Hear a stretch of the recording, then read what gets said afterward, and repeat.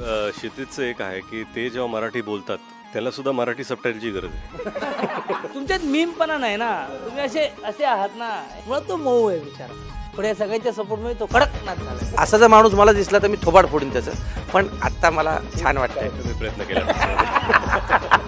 असं ते थांबतच नाही तो, ते असं ठपकत देतात. ते टेबल टेनिस, शब्दांचा टेबल टेनिस खेळणारे असे आमचे रितेश भाऊ देशमुख. तसं तर निम्मे आपल्या एंट्रीलाच पळून जातात, पण आता समजे थांबलाच आहात तर माऊली नाराज नाही करणार. माऊली त्याचा वेगळा स्वॅग आहे, वेगळा ॲटिट्यूड आहे, डायलॉगबाजी करतो, कोणालाही घाबरत नाही आणि त्याचा स्वतःचा आपला एक टेरर आहे आणि तो ह्यावेळेस संपूर्ण गावाच्या मदतीला धावून येतो. आपल्यासारखा पोलीस जोवर वर्दीत आहे तोवर ठीक आहे, वर्दी नसली आपल्यासारखा टेरर कोण नाही. तर ॲक्च्युली मला हे कॅरेक्टर रेणुकाचं इतकं आवडलं कारण मी मिर्झिया किंवा माझं मॉडलिंगचं जी करिअर होती ती सगळं वेस्टर्न आणि खूप मॉडली परसेप्शन होतं.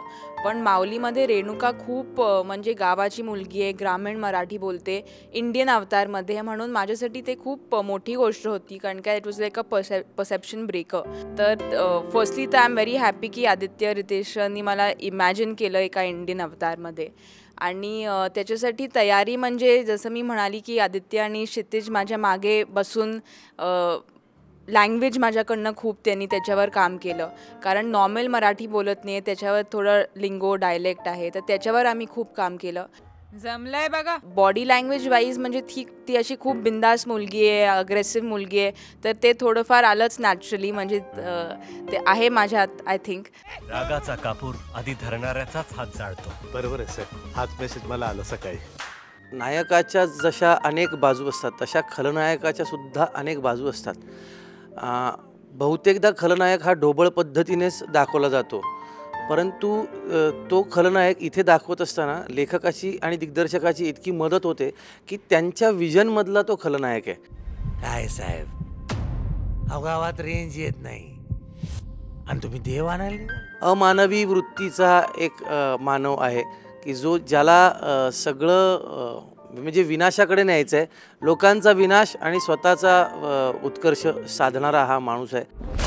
इथनं पुढं या गावात माऊली म्हणलं का डोळ्यात भक्ती नाही, भीतीच येणार. प्रत्येक माणसाची एक स्टाईल असते. आमच्या कडकनाथची स्टाईल आहे तशी माऊलीची एक वेगळी स्टाईल आहे, रेणुकाची एक स्टाईल, तशी या नाना लोंढेची स्वतःची एक स्टाईल आहे, स्वतःचा एक माज आहे. म्हणजे असा जर माणूस मला दिसला तर मी थोबाड फोडीन त्याचं.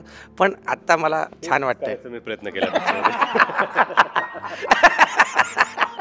माऊली समोर मान खाली आणि मास घरी. हा कडकनाथ खूप मस्त दिसणार आहे. सगळे भाव त्या भूमिकेत दाखवायला मिळतात. जेव्हा करिअर सुरुवात केली तेव्हा विनोद असा, विनोदच वेगळा, स्टॅपटिक आहे, उड्या मारा, ती एनर्जी टाका, असं सगळं होतं.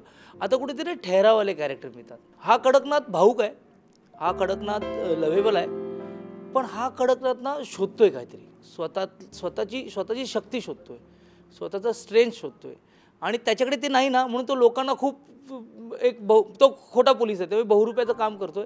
पण त्याची इच्छा आहे की ना आयुष्यात कधीतरी खऱ्या पोलिसासारखं वागावं. सुतळी बॉम्ब कधी फुटला. तर हे ओव्हरऑल ॲक्टर म्हणून हा कडकनाथ करताना मला पट्या क्षितिज यांची खूप मदत झाली कारण त्यांच्या दृष्टिकोनातून आहे. म्हणजे मी करत असताना सुद्धा आदित्यचे खूप इनपुट्स आहेत. मुळात तो असा मऊ आहे, पण यांच्या सपोर्टमुळे तो कडकनाथ झाला आहे. मला अशा पद्धतीचा सिनेमा लिहून बघायचा होता. मला असं वाटतं लहानपणी आपल्याला सिनेमाची ओळख काय असते की एक हिरो असतो, एक विलन असतो आणि हिरोईन असते. तर अशा पद्धतीचा सिनेमा मी लिहिला होता की हिरो, हिरोईन आणि विलन. बाहेरून कितीही आपण म्हटलं की तो एक ॲक्शन ड्रामा आहे, इमोशनल ड्रामा आहे, तरी असं वाटलं की त्याच्या अंतरंगात, त्याच्या गाभ्यामध्ये काय अशी गोष्ट आहे जी आपल्याला या सिनेमातनं सांगता येईल. तर जसं तुम्ही ट्रेलरमध्ये पाहिलं की देवळासमोर दारू, तर आपल्या सगळ्यांना माहिती आहे की माऊली होणं किंवा माळकरी होणं म्हणजे निर्व्यसनी होणं.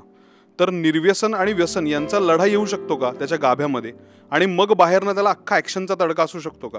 तर ही थीम आम्ही तिघांनी मिळून जेव्हा क्रॅक केली तेव्हा असं झालं की तिथनं एक सोशली रिलेव्हंट आणि ॲक्शन ओरिएंटेड सिनेमा आपण करू शकतो. म्हणजे आपण निर्बुद्ध मारामारी नाही आहे, त्या प्रत्येक मारामारीला एक पर्पज आहे, त्या प्रत्येक स्टँड घेण्याला एक पर्पज आहे, रक्तरंजितपणाला एक पर्पज आहे, आणि तो पर्पज हा कुठेतरी सकारात्मक आहे, कन्स्ट्रक्टिव्ह आहे, चांगलं होण्याच्या दृष्टीने आहे. ही फिल्म म्हणजे एकत्र अख्खी एक टीम एकत्र येऊन केलेली फिल्म आहे, ज्यात प्रत्येकाचा सहभाग तेवढाच महत्त्वाचा आहे. सुरुवात खरं ती रितेश सरांकडनं झाली की संकल्पनेची की माऊली सारखी फिल्म करायची, आणि आम्हाला दोघांनाही जेव्हा त्यांनी अप्रोच केलं तेव्हा आम्हाला तेव्हा नक्की माहीत नव्हतं की आपल्याला हे जमणार आहे का.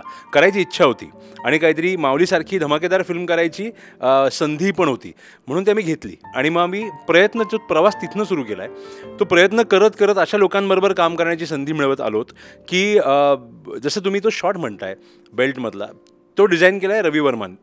तर रवी वर्मा हे आमचे ॲक्शन डिरेक्टर आहेत. तर हे काय व्हिज्युअल्स किंवा मातीतनं तसा हात काढतो आणि मातीतनं त्याचा हात त्या चोळतो तर ते माती बाहेर पडते, या गोष्टी एका ॲक्शन डिरेक्टरच्या विजनमधनंही आलेल्या आहेत. सो ते कसं आहे की एक गिव्ह अँड टेक येतो की आमच्याकडनं दिलेली कन्सेप्ट, त्यांच्याकडनं आलेली थॉट्स, त्यात रितेश सरांनी केलेला परफॉर्मन्स, इतरांनी केलेलं त्यात ॲडिशन्स, या सगळ्यातनं ती माऊली बनली आहे. आणि मला वाटतं व्हिज्युअल्समध्ये अमलेंदू चौधरी जे आमचे DOP आहेत त्यांचा खूप मोठा सहभाग आहे, ॲक्शन डिरेक्टरचा आहे आणि रितेशजींचा पण आहे. कारण काय पद्धतीची फिल्म करायची आपल्याला ह्याची क्लॅरिटी जेव्हा तुम्हाला असेल ना, की त्याचे व्हिज्युअल्स काय असतील, काय पद्धतीने आपल्याला एक फॅमिली एंटरटेनर करायचे, सगळ्यांनी बघावी, सगळ्यांनी एन्जॉय करावी अशी फिल्म करायची.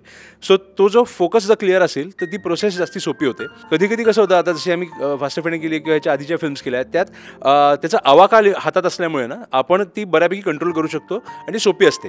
इथे तुम्हाला हेड ऑफ डिपार्टमेंट्स की मोठमोठे कोरिओग्राफर्स येत आहेत, ॲक्शन डिरेक्टर्स येत आहेत, खूप क्राऊड आहे, मोठे सेट्स लागत आहेत, तर ते सगळं हातातनं जाऊ शकतं. सो ते कंट्रोलमध्ये ठेवणं ही त्यातला सगळ्यात मोठा चॅलेंज असतो.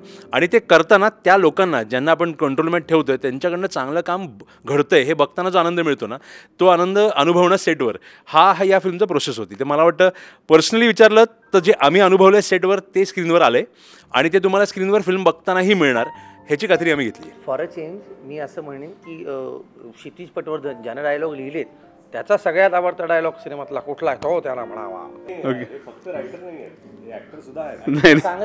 नाही नाही ते दत्त स्नॅक्सला थांबता येत नाही मिसळ खायला, म्हणून ते ऍक्टर होत नाही.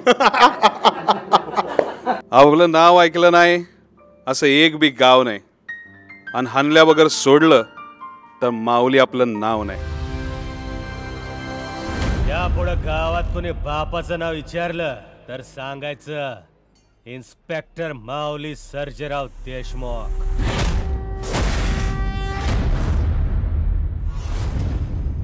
लाईक, शेअर, सबस्क्राईब करा मराठी बॉक्स ऑफिस.